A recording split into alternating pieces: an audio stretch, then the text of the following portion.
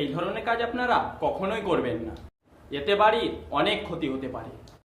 আমরা অনেক জায়গায় দেখে থাকি ইট দিয়ে পিলারের গাঁথনি করা হয়, কিন্তু এটা সম্পূর্ণ ভুল কাজ। হ্যাঁ, আপনার মনে প্রশ্ন আসতে পারে, আমি যেভাবে কাজ করছি সেটা তো আমি আরও পিলারের গোড়াটাকে মজবুত করছি, আমি ইট দিয়ে গাঁথনি করছি, ঢালাইটা তারপরে করব, এতে আমার আরও মজবুত হবে। কিন্তু না, আপনি যেটা ভাবছেন সম্পূর্ণ ভুল। কিন্তু আপনি এটা জানেন না যে ঢালাইটা আপনি ইট দিয়ে গার্ড করছেন, মাটির নিচে থাকলে সব সময় জল ধরে থাকবে। আর ইটে জল ধরে থাকলে আপনার ঢালাইটাকে সবসময় রক্ষিত করবে।